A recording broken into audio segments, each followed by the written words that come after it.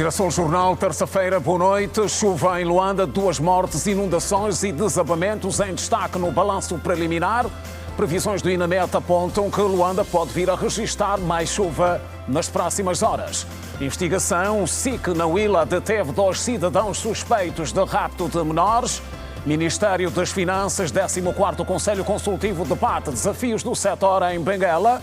Palácio da Cidade Alta, 3 novos chefes de missões diplomáticas foram hoje investidos nas suas funções. Leste do Congo, criminoso de guerra condenado anuncia novo grupo rebelde. Girassol Jornal, terça-feira, 1 de abril de 2025. Vamos informar. Bem-vindos.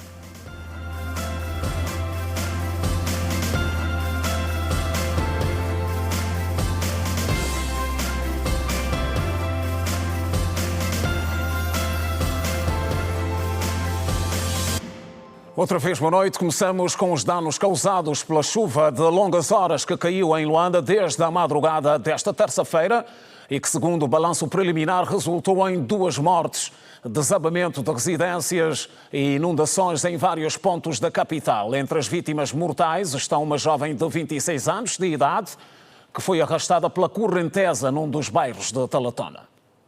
A força da água causou constrangimentos de vária ordem a muitos lares depois da intensa chuva que caiu por Luanda desde a madrugada desta terça-feira. Com os olhos carregados de lágrimas e tristeza, Dona Albertina, com a voz fônica, bem que gostaria que o dia de hoje tivesse sido uma mentira ao ver Cristina, sua vizinha e irmã de profissão cristã, a ser levada pela correnteza das águas do rio Cambamba. Muito triste. Eu ver a irmã passar na água.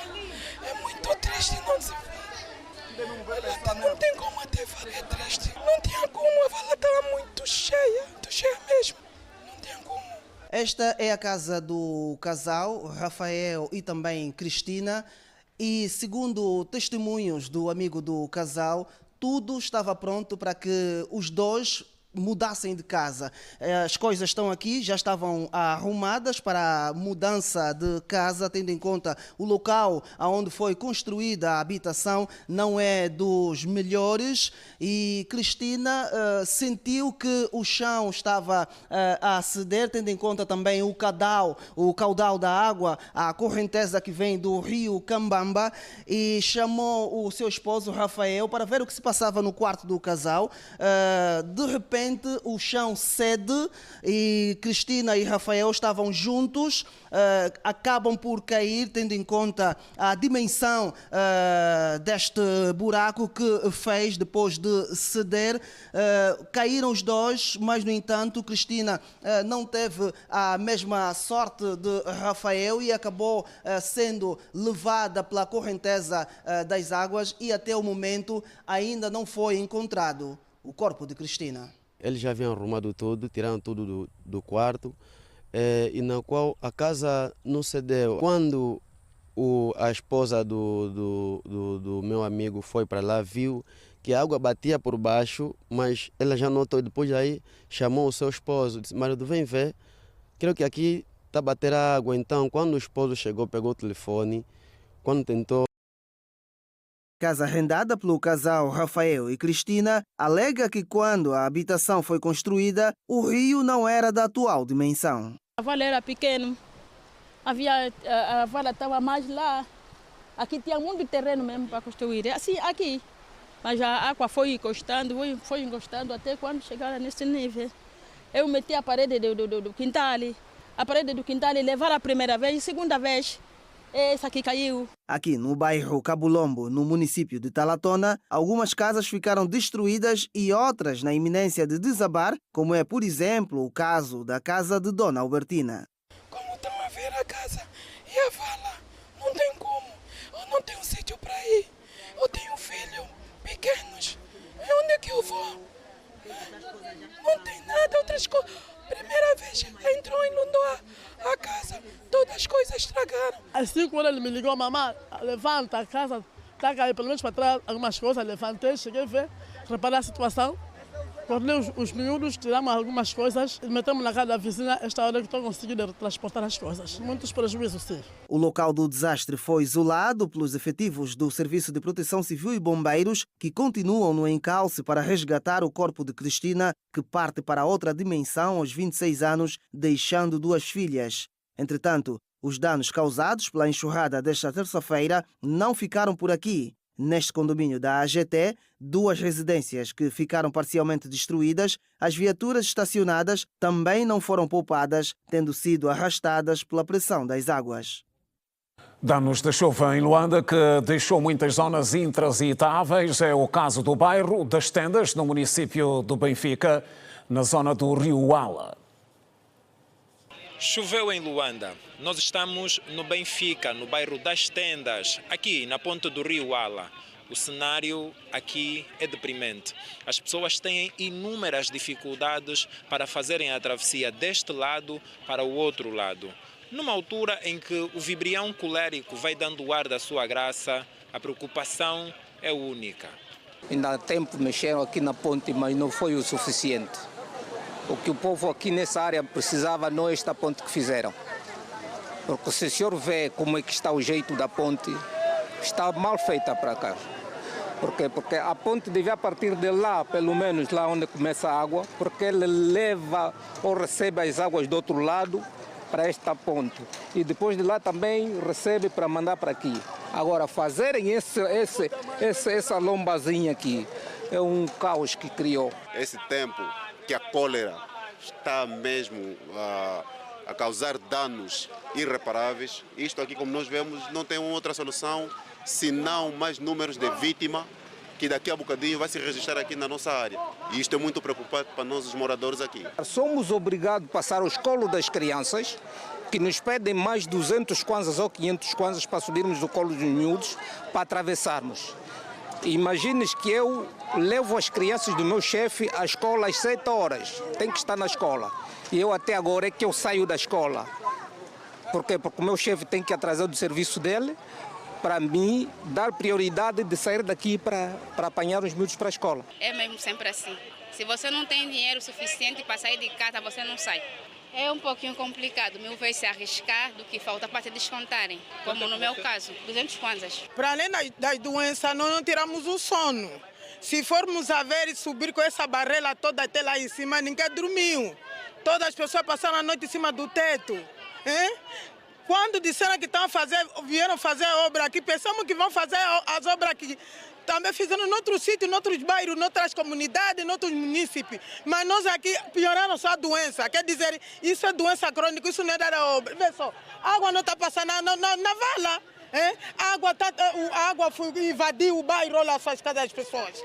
Essas casas todas estão inundadas, essa parte toda estamos a sofrer muito. O que nós pedimos aqui é a vala. Eu não posso criticar ninguém, porque eu também apenas vivo remediando, né? Agora, cabe a nós, angolanos somos, em vez de nós criticarmos, eu posso te dar uma opinião que meu irmão faz isso e você também ter a tua ideia de fazer, né, isso. Não adianta nós julgarmos, a estrada está assim alamada. Vamos rezar que o governo vela por isso e faça qualquer coisa.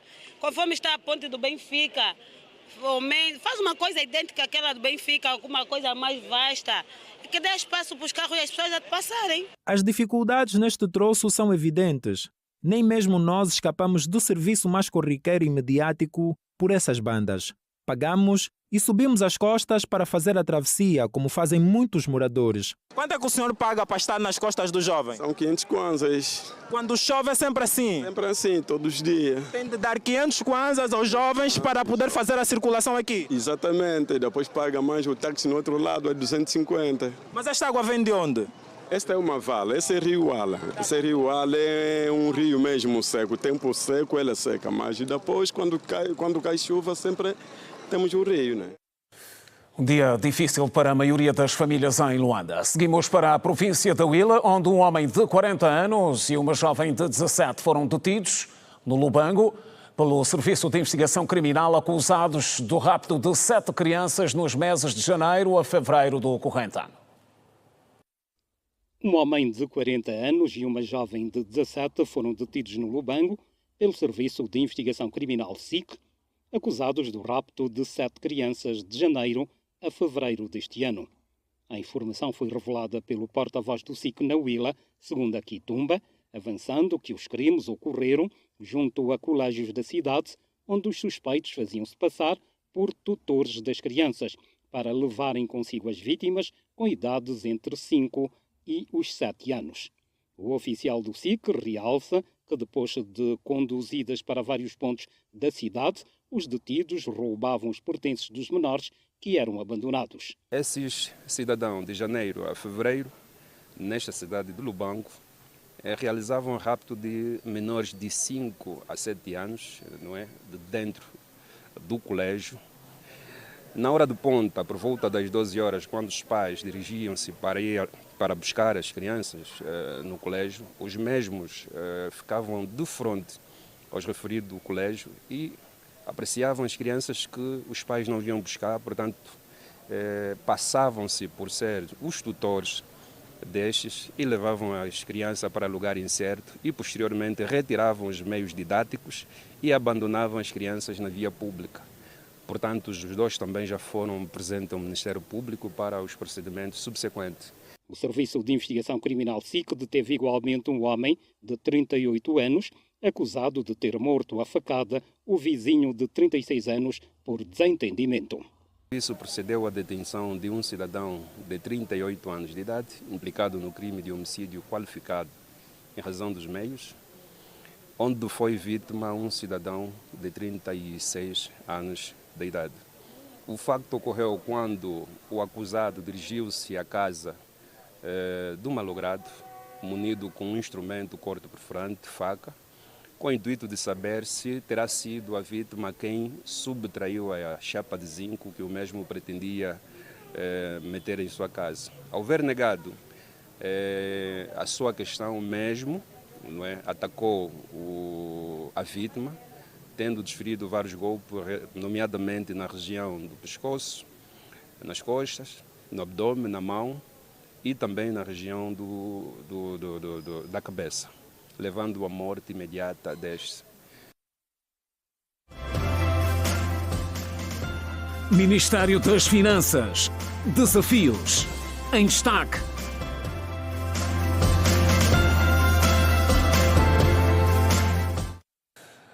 Foram hoje a enterrar em Luanda os restos mortais do general de Exército reformado João Luís Neto Chieto. A cerimónia reuniu altas figuras do Estado, familiares e membros das Forças Armadas angolanas. O Presidente da República, João Lourenço, acompanhado da Primeira-Dama da República, Ana Dias Lourenço, prestou homenagem ao militar e assinou o livro de condolências. O Presidente da República, João Lourenço, acompanhado da Primeira-Dama Ana Dias Lourenço, prestou homenagem ao General do Exército reformado João Luís Neto Chieto e assinou o livro de condolências durante a cerimónia fúnebre realizada nesta terça-feira em Luanda. A despedida contou com a presença de várias entidades do Estado, como a Presidente da Assembleia Nacional, Carolina Cerqueira, que destacou a importância do General Chieto na luta pela independência e na construção das instituições de defesa do país. Aderiu à luta de libertação nacional, teve um percurso de homem de armas inigualável e pensamos que o seu exemplo deve ser perene para as jovens gerações. Infelizmente não estará connosco para as celebrações do Jubileu da Independência Nacional, mas o seu nome está associado a esta gesta gloriosa que faz Angola todos os dias com amor, patriotismo, com respeito e, sobretudo, com sentido de missão. Numa mensagem oficial, a Presidência da República reconheceu o contributo do general para Angola, sublinhando a sua participação ativa na luta de libertação nacional e na organização das forças de defesa. Durante a sua brilhante carreira, dadas honras e atribuídas medalhas do mais elevado valor em reconhecimento dos seus feitos.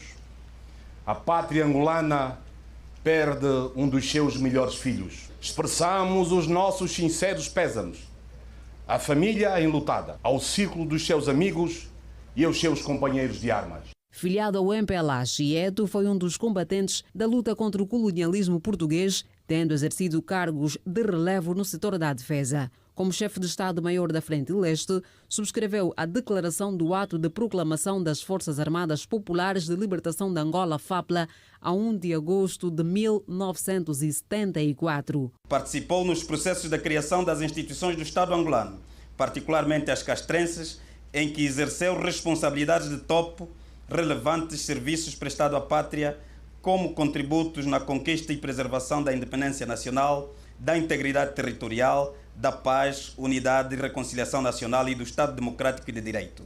Com seu desaparecimento físico, o país e o setor da defesa nacional, antigos combatentes e veteranos da pátria, perdem uma importante biblioteca do acervo histórico-militar. Após a independência, foi nomeado chefe do Estado-Maior-General das ex-FAPLA e mais tarde ascendeu ao posto de General do Exército, ocupando funções como conselheiro do chefe de Estado-Maior-General das FA e fundador da Caixa Social das FA, atualmente Instituto de Segurança Social das Forças Armadas Angolanas. Entidades políticas angolanas lembraram as experiências vividas com o general Chieto e afirmaram que se trata de uma grande perda para as Forças Armadas angolanas e para o país. Acima de tudo, parte um pai, um amigo que colheu-nos em 1974, com quem nós trabalhamos no Estado-Maior-General depois da nossa vinda da Academia em Cuba e que contribuiu para a nossa projeção também na carreira militar. Foi um combatente pela pátria que honrou todo o povo angolano porque empenhou-se a fundo na libertação do nosso país, desde a clandestinidade até a sua entrada e direção a nível das Forças Armadas Populares de Libertação de Angola. Eu tenho uma história memorável. Foi da casa do Camada Chieto que saí vestida de noiva para casar em 1980. Portanto, uma relação de cumplicidade muito grande, mas sobretudo um respeito e uma admiração grande por aquilo que ele representa e sempre representará na nossa história. Falecido no passado dia 26 de março em Luanda por doença, o general na reforma Chieto foi nesta terça-feira enterrar no cemitério do Alto das Cruzes. E tomaram posse na manhã desta terça-feira no Palácio da Cidade Alta 3 novos chefes de missões diplomáticas para Moçambique, Alemanha e Namíbia. Durante o ato de investidura, o chefe de Estado recomendou aos novos responsáveis empenho e dedicação. Na cerimónia que decorreu no Palácio Presidencial da Cidade Alta, foram impulsados Jovelina Imperial da Costa para o cargo de embaixadora de Angola na República de Moçambique, Maria Godinho de Rezende Encoge para o cargo de embaixadora na Alemanha e Pedro Mutinde para o cargo de embaixador de Angola na República da Namíbia. Os 3 diplomatas foram nomeados na última quinta-feira, 27, em decretos assinados pelo Presidente da República, João Lourenço. Como sabemos, nós estamos a tratar agora de revitalizar a indústria. Com a Alemanha, nós pensamos, com esta missão, assumir esta responsabilidade, atrair o maior número de empresários. A nível da comunidade, nós estamos com uma vontade de fazer com que a nossa comunidade seja melhor atendida na sua assistência consular, também conhecer os problemas dos quais vivem naquele território. Vamos dar um grande enfoque à cooperação econômica entre os dois países. Nós sabemos que os nossos países têm grandes recursos e estes recursos podem ser potencializados através da cooperação econômica, através, portanto, da diplomacia econômica. Este é o nosso foco, é o nosso objetivo. Eu penso que estarão criadas todas as condições para que possamos fazer um bom trabalho. Referir também que com a Namíbia, estamos num grande projeto, conhecido como Projeto Okavango Zambeze, vulgarmente conhecido por Projeto Casa, que Angola também está com a Namíbia, Botsuana e o Zimbábue. Esta área está recheada de biodiversidade, então é missão do embaixador mobilizar financiamentos, mobilizar turistas para o nosso país. Por um lado, também uma boa comunidade na Namíbia, em Windhoek, Xakati, na região do Uruntu.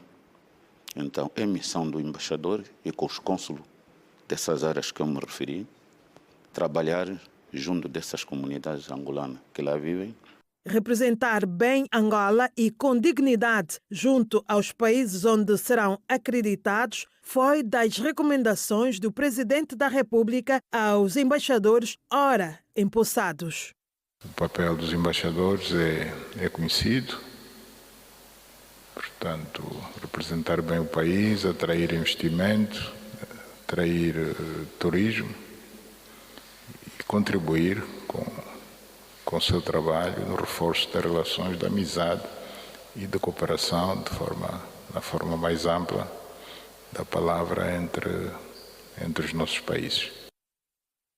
E o Presidente da República, João Lourenço, manteve hoje uma conversa telefónica com o Presidente da República de São Tomé e Príncipe, Carlos Villanova. O contacto serviu para abordar o estado das relações bilaterais. O Tribunal de Contas procedeu nesta terça-feira à entrega à Assembleia Nacional do seu parecer sobre a Conta Geral do Estado referente ao ano de 2023.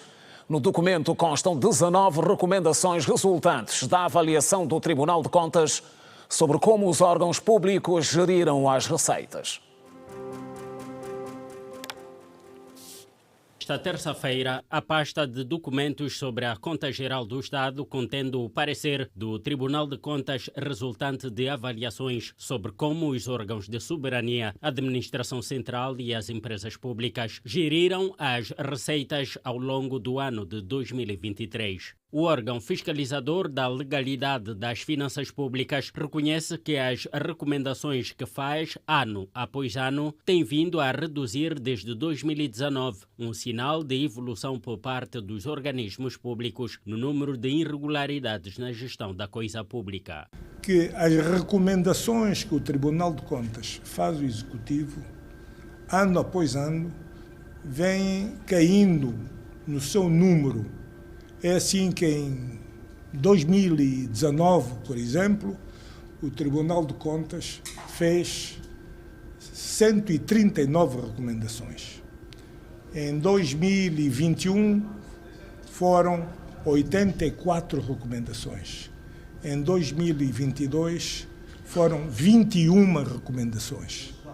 E neste ano que estamos a analisar, 2023, foram apenas 19 recomendações. Isso significa que tem havido algum progresso que nós vimos registrando. Obviamente que há coisas que devem ser corrigidas. As 19 recomendações feitas neste último parecer de análises aos organismos públicos, a maioria arrastam-se desde o ano passado, sendo que a subida da dívida pública foi das maiores preocupações. Das 19 recomendações que estão explícitas neste parecer 2023, 15/10, que recomenda que a dívida pública não ultrapasse 60%. Nós, ao verificar essa subida da dívida pública de 66 para 88, de 22 para 23, fomos procurar saber quais foram as causas. E aproveito para referir aqui, efetivamente estão justificadas. O Parlamento considera que este ato é um símbolo do compromisso dos dois órgãos na fiscalização da gestão do erário. Este ato simboliza o compromisso da Assembleia Nacional e do Tribunal de Contas na aferição das contas públicas no âmbito da ação fiscalizadora que os deputados são chamados a cumprir. Esta independência do órgão fortalece a cultura democrática em que a prestação de contas públicas é um dos alicerces do Estado Democrático de Direito e um reflexo da boa governação, da parcimônia, da probidade, da transparência e da ética na gestão da coisa pública. A cerimônia de entrega do documento jurídico foi testemunhada por uma delegação do Tribunal de Contas, encabeçada pela juíza conselheira Domingas Garcia, vice-presidente da instituição que fiscaliza a gestão da coisa pública, e do lado da Assembleia Nacional, deputados encabeçados pela presidente do órgão legislativo. O Ministério das Finanças adiantou que lançou recentemente um canal de denúncias públicas disponível a todos os cidadãos angolanos, com vista ao reforço da vigilância e o melhoramento da qualidade das despesas. A informação foi avançada nesta terça-feira em Benguela pela ministra Vera Daves de Sousa durante a abertura do 14º Conselho Consultivo. Os quadros do Ministério das Finanças estão em reflexão sobre vários temas no âmbito da realização do 14º Conselho Consultivo que decorre na província de Benguela. Durante o discurso de abertura, a ministra das Finanças deu mostras que o Ministério atravessa um mau momento. Não estamos aqui para varrer a poeira por debaixo do tapete e fingir que não aconteceu. Estamos aqui para aprender, para corrigir e para melhorar. Porque um erro não define uma instituição. Mas a forma como lidamos com este erro, como reagimos a ele, isso sim define uma instituição. Este Conselho Consultivo acontece, portanto, num contexto em que a nossa reputação enquanto gestores das finanças públicas foi posta em causa. E quando a confiança se fragiliza, não basta reafirmá-la em palavras, é preciso reconstruí-la na prática, com trabalho sério, processos aprimorados e uma cultura institucional que não dê margem para desvios. Vera Daves de Sousa fez saber que está criado um canal de denúncias públicas ao dispor dos cidadãos para a reportagem de práticas que lesam o Estado. Foi lançado recentemente o canal de denúncias das finanças públicas, o que resulta de um trabalho iniciado já há algum tempo e finalmente concluído. Está testado, está operacional, está ao dispor de todos. Profissionais do setor, operadores econômicos, contribuintes fiscais e cidadãos em geral. De modo que apelo vivamente a todos os que me ouvem que não se inibam de usar esse dispositivo como forma de reforçarmos a vigilância, melhorarmos a nossa prestação e a qualidade da despesa.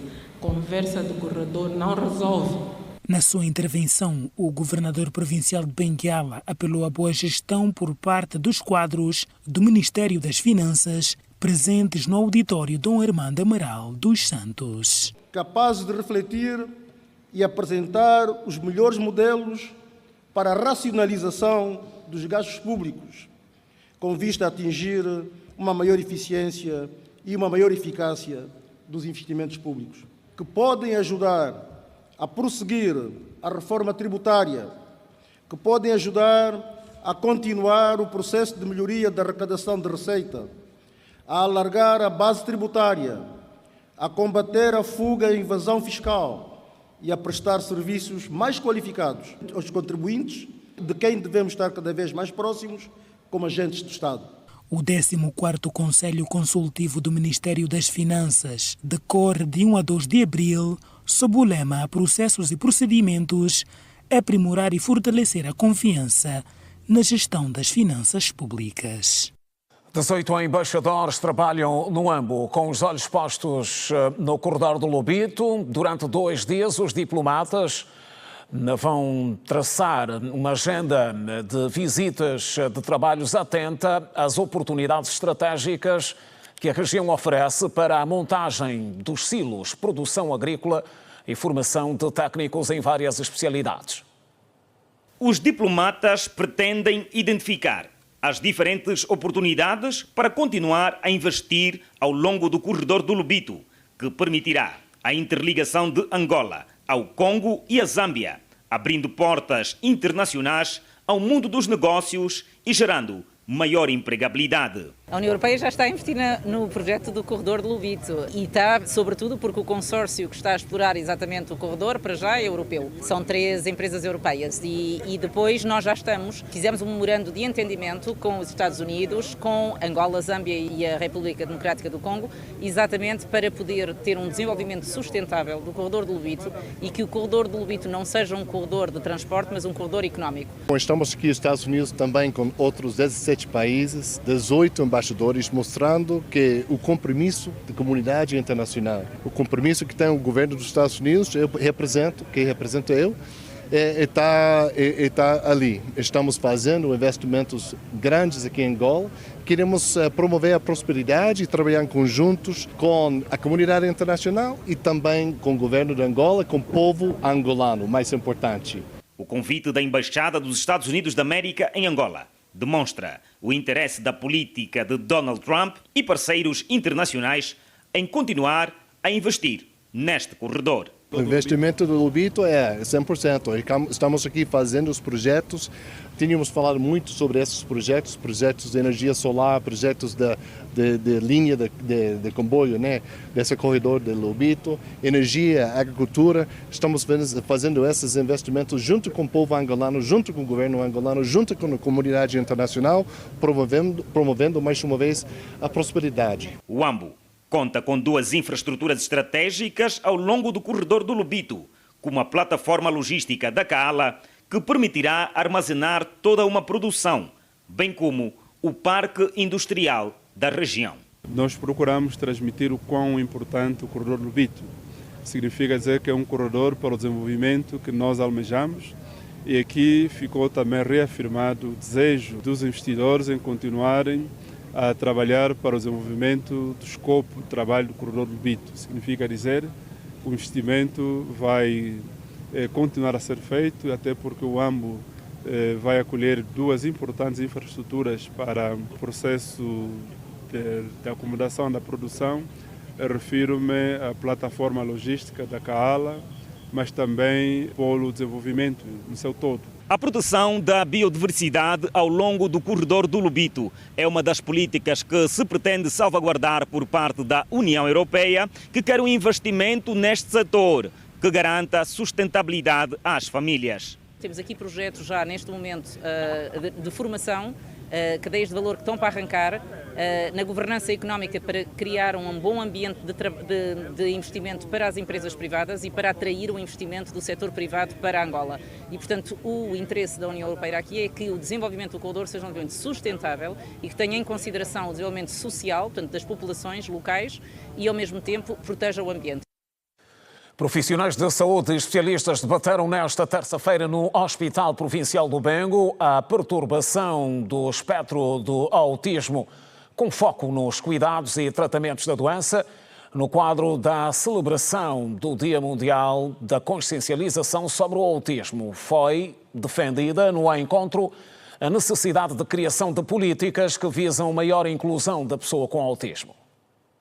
O autismo é considerado um transtorno de desenvolvimento neurológico que afeta as habilidades físicas, motoras, de comunicação e de interação social. Em alusão ao Dia Mundial da Conscientização desta condição social, especialistas do Ministério da Saúde, Educação, Ação Social, Ensino Superior, pais e associações não governamentais analisaram estratégias para o cuidado de indivíduos autistas e melhores práticas para garantir qualidade de vida e inclusão social. Atualmente, mais de 300 crianças com autismo estão a ser acompanhadas, segundo referiu a Ministra da Saúde, Silvia Lutucuta, quando discursava na abertura do workshop que decorreu no Hospital Geral do Bengo Reverendo Pereira Inglês. O dia 18 e 20 de novembro de 2024 realizou-se a campanha de rastreio de transtorno de neurodesenvolvimento, tendo sido diagnosticadas e então estão a ser acompanhadas mais de 300 crianças e suas famílias de várias províncias, nomeadamente do Bengo, de Luanda, Kwanza Sul, Huambo, Cabinda e Zaire. Para acudir o número de casos do espectro do autismo, foram ainda formados especialistas em neurociência e professores na mesma unidade hospitalar. O Hospital Geral do Bengo formou 300 profissionais de saúde, incluindo médicos, enfermeiros, técnicos de diagnóstico e terapêutica sobre o transtorno de neurodesenvolvimento. Para assegurar a qualidade do atendimento, serão realizadas supervisões periódicas aos técnicos formados por especialistas. São ações de vários ministérios que foram expostas claramente no workshop. Do Ministério da Educação, sobretudo com a preparação de professores que tenham a capacidade de dar um atendimento específico a crianças que têm necessidades especiais. A parte do ensino superior, a formação de professores, o ensino especial e até a formação pós-graduada. Quem também fez parte do evento é Rodrigo Zebo, pai de um menino autista, e falou da experiência que tem vivido. A experiência inicialmente é difícil na medida em que nós vamos nos deparar inicialmente, e aqui vamos frisar, a criança é exposta muitas vezes a bullying, não é? na escola, isso por falta de informação ou mesmo até por falta de preparação do profissional com quem o aluno vai estando em sala de aula. Para além de palestras, houve ainda visitas pelas salas de diagnóstico e terapia aos pacientes da condição do espectro do autismo. Vale referir que o Dia Mundial da Conscientização do Espectro do Autismo se assinala nesta terça-feira, 2 de abril. Ora, e hoje está connosco a doutora Alfa Kipache, é psicóloga e especialista em autismo e análise de comportamento. Bem-vinda, doutora, boa noite. Boa noite, muito obrigada. Boa noite, caros telespectadores. Ora bem, e vamos falar de autismo. Nos últimos dias, nota-se que o autismo ganha espaço em termos de abordagem, né? Sobretudo no meio urbano. Podemos afirmar que se trata de moda ou simplesmente uma outra visão que a sociedade começa a ganhar? Sim, as campanhas sobre conscientização de autismo têm vindo a ser desenvolvidas já há muito tempo, mas agora com muito mais força. E com isso tem-se feito muito mais rastreios em torno do desenvolvimento infantil. Com os rastreios surgem mais casos, porque quando vamos fazer a avaliação de várias crianças, nós conseguimos com mais propriedade determinar que uma criança pode ou não estar dentro do espectro autista ou de uma outra condição a nível de desenvolvimento. Portanto, esta é a leitura mais correta. Certo. Então não é uma questão de moda, mas é porque com os rastreios, agora sim identificamos cada vez mais casos. Ou seja, por outro lado, a sociedade ganha a consciência e, sobretudo, o interesse de ir mais atrás da informação real, né, sobre os casos. Sem dúvida nenhuma, porque com esse processo todo, hoje nós temos uma sociedade que já começa a entender que o autismo não é uma doença, é uma condição do neurodesenvolvimento, é um cérebro que nasce e que funciona diferente do padrão típico da sociedade, mas que ainda assim, com limitações, nós conseguimos desenvolver algumas habilidades caso esse indivíduo passar por uma intervenção adequada, baseada em evidência científica e a tempo de desenvolvimento,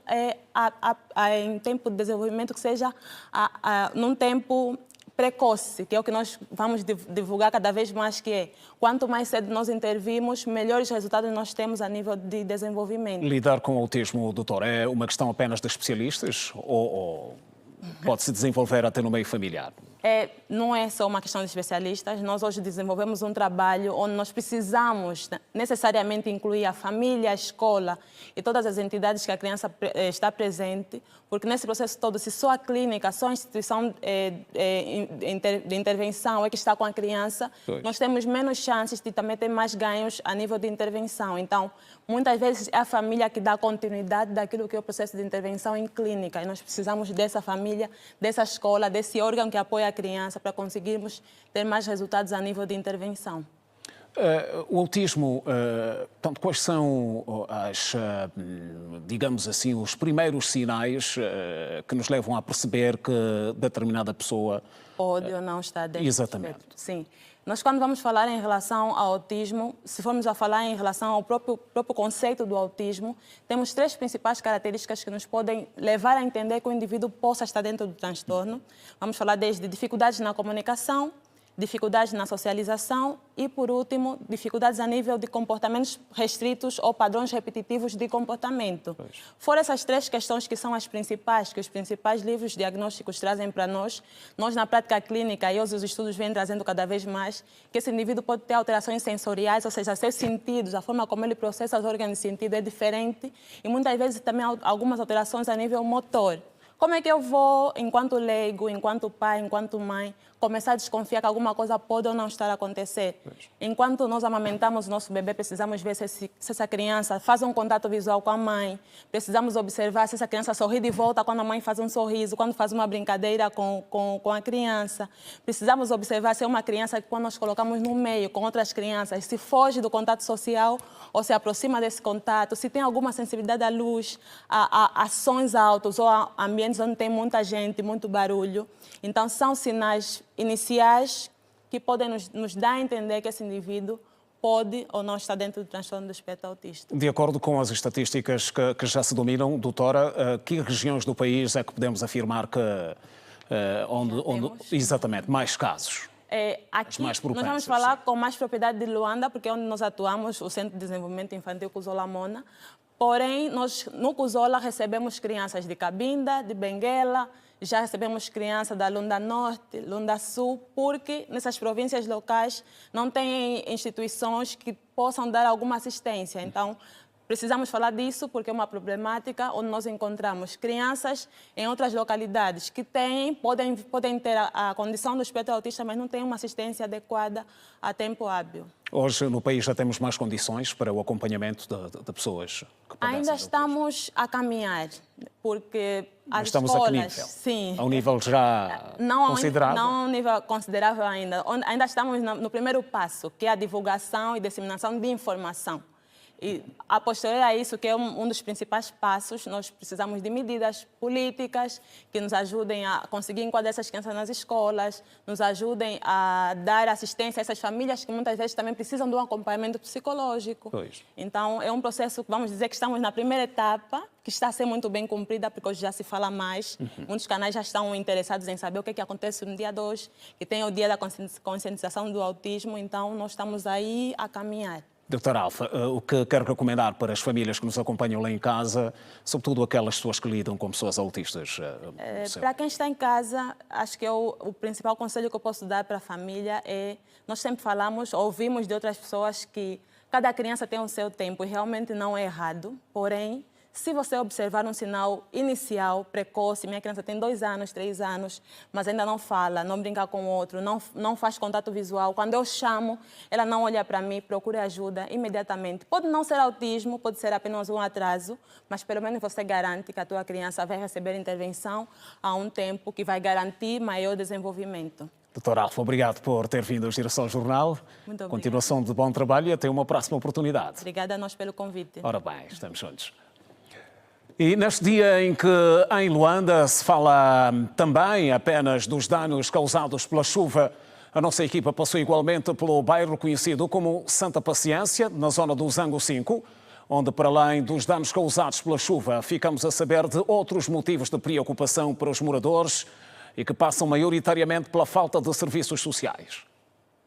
No pacato bairro denominado Santa Paciência, localizado na província de Icolibengo, a população clama por ajuda na instalação dos serviços básicos. Uma região que está próximo à centralidade do Zango 8000 e que, segundo a população, tem apenas uma escola com 4 salas de aulas, o que não satisfaz as necessidades. Não tem energia da rede pública, tem falta de água potável e o saneamento básico é precário, entre outros problemas que afligem a população. Temos uma escola de 4 salas, construída pela Comissão de Moradores. E depois, a Comissão de Moradores deu a escola na mão do Estado. Não temos hospitais, dependemos da centralidade, Zango 5.000. Também não temos a luz nem água. Passamos para a província do Icolibengo, administração municipal do Calombo.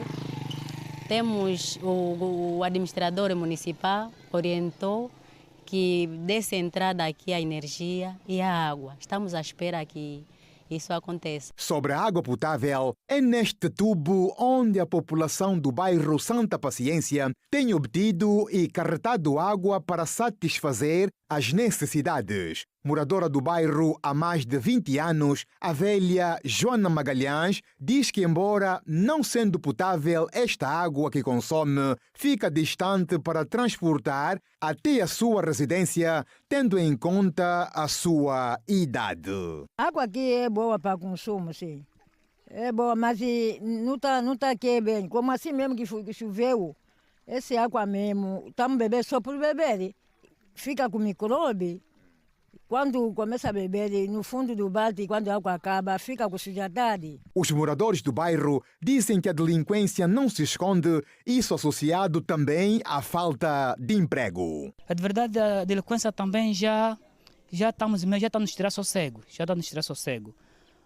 Nessa altura já estamos a pedir para que o Estado, a polícia nossa, que são órgãos competentes que possam velar deste bairro, porque é uma comunidade que não tem luz, não tem nada. Tanto são essas questões que nós estamos aqui a ver. Nós aqui não temos um posto policial, nem uma esquadra, mas quando a gente recorre na esquadra do Zango 8.000, nem sempre somos atendidos. Então, também aí o grito de socorro para as instâncias que velam pelo esse lado, que estamos a sofrer de delinquência, não temos dormidos à vontade. Sobre a luz elétrica, são energizados por um gerador privado que satisfaz maior parte do bairro. A população sobrevive de energia elétrica de geradores.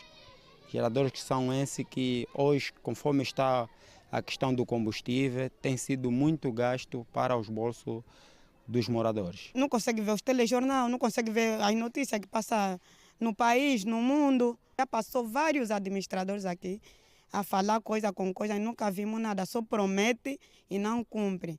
Agora, passamos para o Icolibengo, os administradores, o governador do Icolibengo, que seja honesto.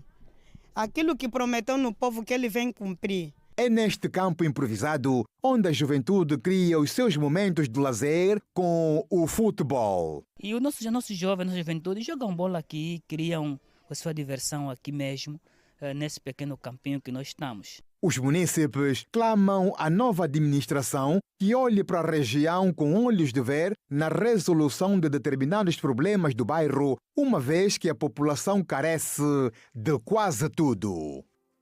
Estamos a informar, continue ligado. Seguimos para o primeiro intervalo. Até já.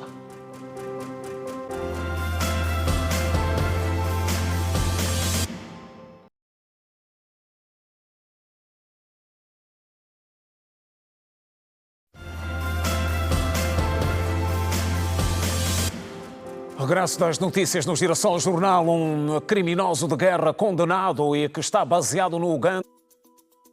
A formação da Convenção para a Revolução Popular, CPR, liderada por Thomas Lubanga, um nativo de Ituri, ocorre no momento em que o exército do Congo enfrenta um avanço sem precedentes dos rebeldes do M23, apoiados por Ruanda em outras partes do leste da RDC. O Tribunal Penal Internacional garantiu a sua primeira condenação contra Lubanga em 2012, acusado de recrutar crianças soldados, e o sentenciou a 14 anos de prisão. Ele foi libertado em 2020 e o presidente da República Democrática do Congo, Félix Tshisekedi, o nomeou para uma força-tarefa para trazer paz a Ituri. Em 2022, foi feito refém por 2 meses por um grupo rebelde e ele culpa o governo e agora está baseado no Uganda. Lubanga disse a Reuters que o CPR tinha elementos políticos e militares, incluindo homens armados em 3 áreas de Ituri.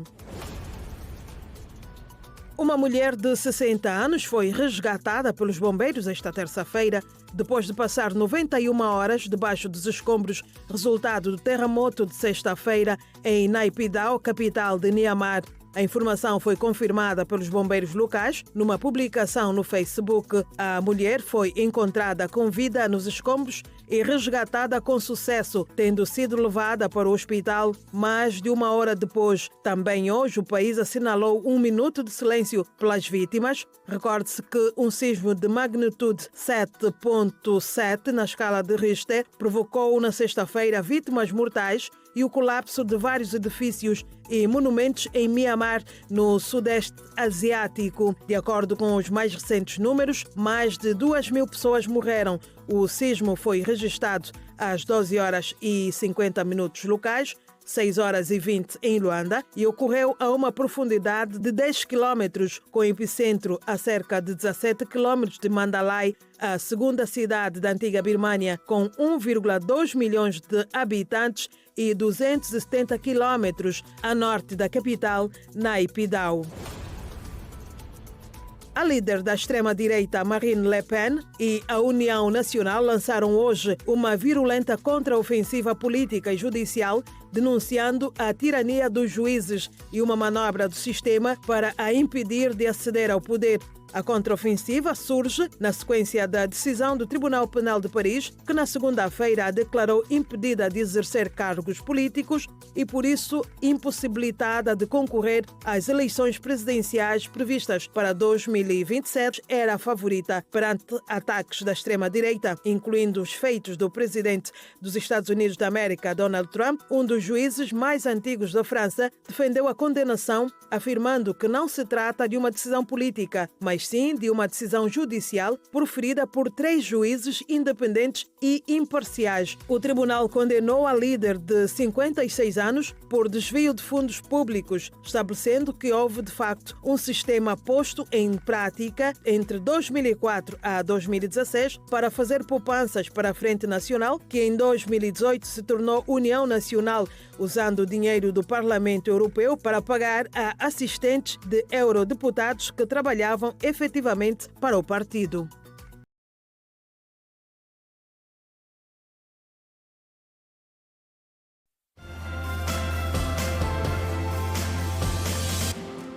Direção ao jornal, terça-feira, vice-presidente do MPLA, Maraquiosa, recebeu nesta terça-feira em audiências separadas representantes do corpo diplomático acreditado em Angola e líderes religiosos.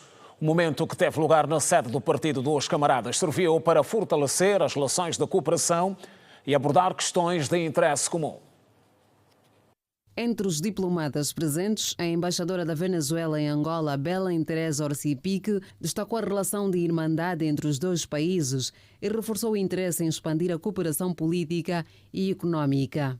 Es bueno saber que los pueblos angolano y venezolano están fuertemente unidos por vínculos históricos y culturales. Nosotros, como un pueblo afrodescendiente de América Latina y el Caribe, tenemos una raíz muy profunda en términos de lo que significa la hermandad con África y especialmente con Angola.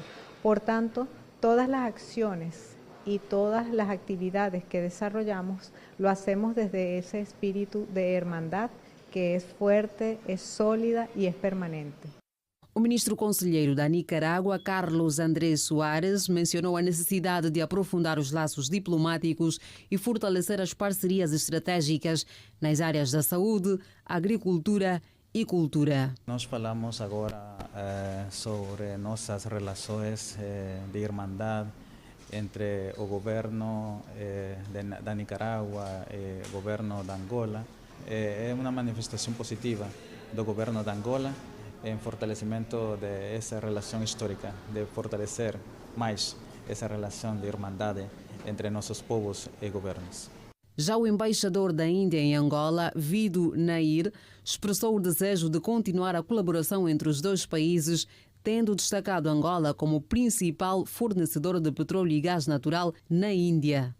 Well, as I said, our countries share a vibrant energy partnership. Angola is Bem, nós cooperamos em várias vertentes.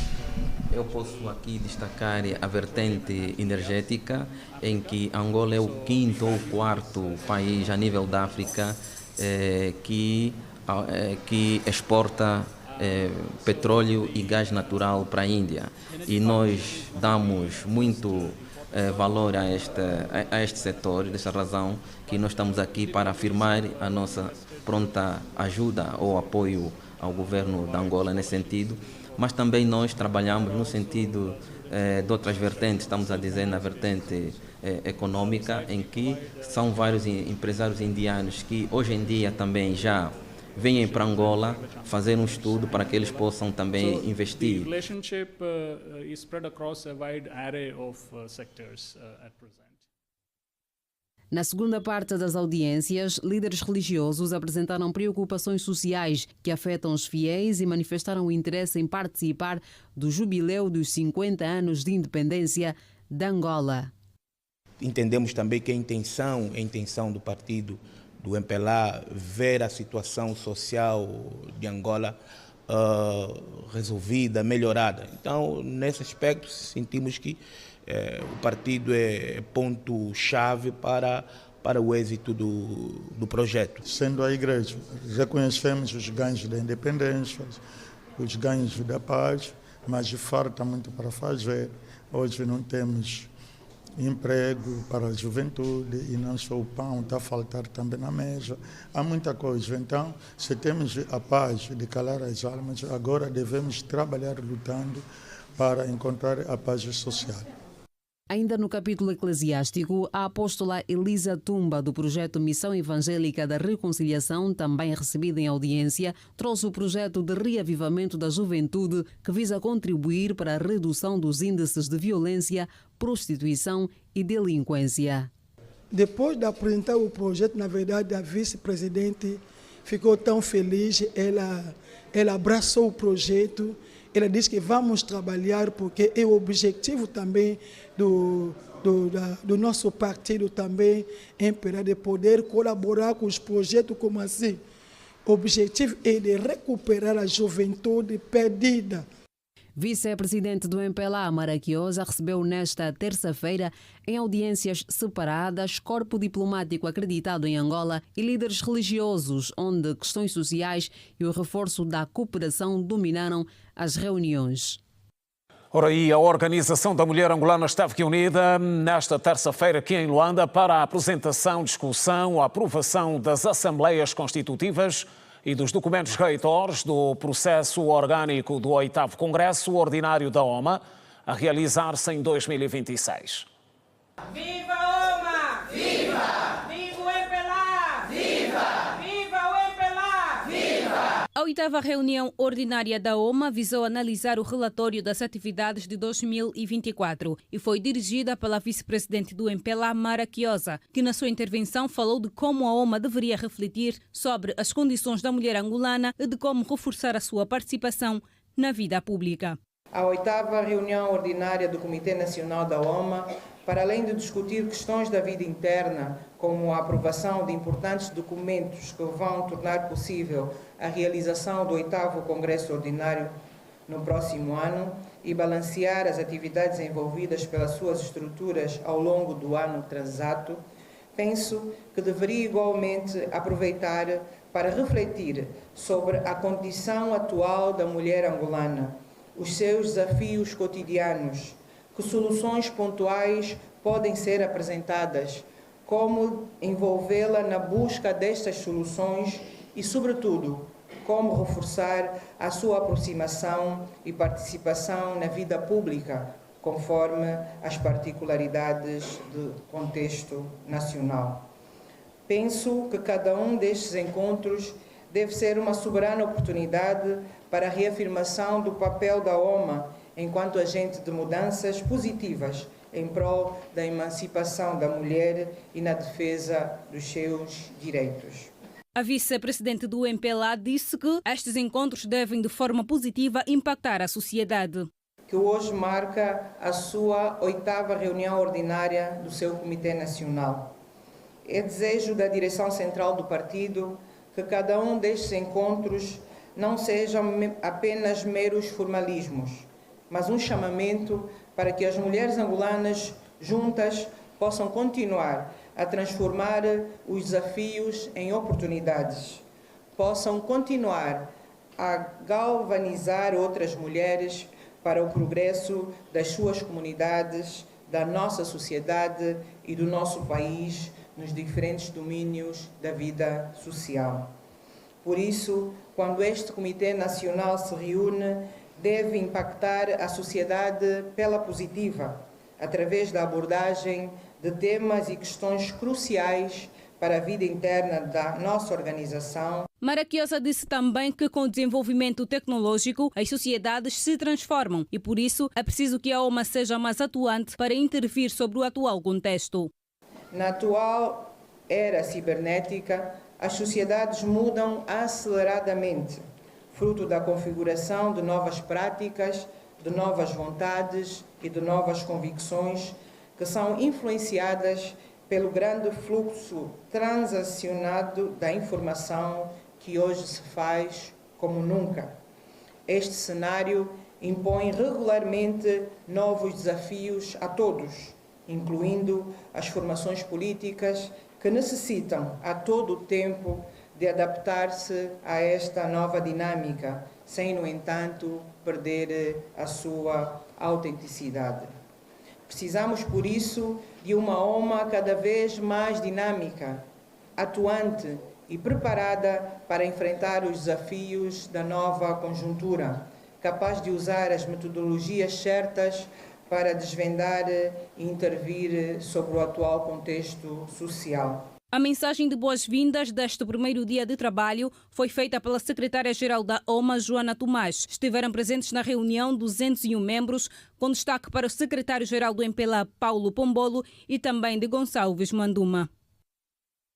E estão abertas as jornadas comemorativas alusivas ao 4 de Abril, Dia da Paz e Reconciliação Nacional. O ato de abertura foi marcado em Cabinda por uma palestra que debateu o papel da liderança na manutenção da paz em Angola. Em Cabinda já decorrem as atividades que visam saudar o 4 de Abril, Dia da Paz e Reconciliação Nacional. Para marcar as atividades estão agendadas várias manifestações, com destaque para o desporto, cultura e até atividades académicas. A cerimónia de abertura foi marcada com uma palestra subordinada ao tema A Liderança.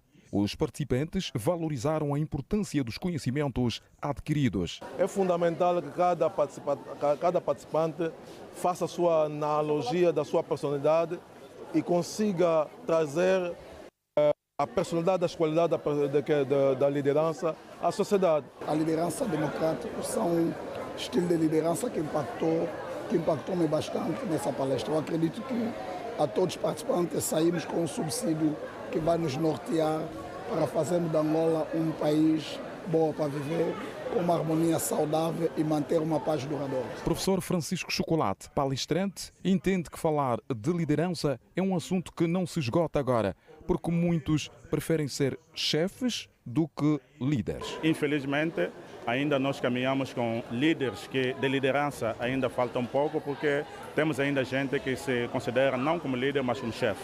Mas acreditamos de que as atividades em torno, fundamentalmente, do que nós estamos aqui a tratar sobre a manutenção da paz e o cuidado que muitas pessoas hoje vão ter no sentido de preservar essa paz que foi alcançada com suor, muita gente hoje se torna na questão para a resolução dos problemas do povo. E quando nós falamos de líderes que estão ligados para a resolução do problema do povo, estes saem de chefes para líder e assim nós começamos a conquistar o nosso espaço. O vice-governador de Cabinda pediu a todos, no sentido de participarem de forma ativa em todas as manifestações agendadas para saudar o 4 de Abril. É fundamental refletirmos sobre o quanto já conquistamos e os desafios que ainda temos pela frente. Devemos trabalhar juntos para garantir que os princípios da paz e da reconciliação nacional sejam sempre priorizados em nossas ações cotidianas.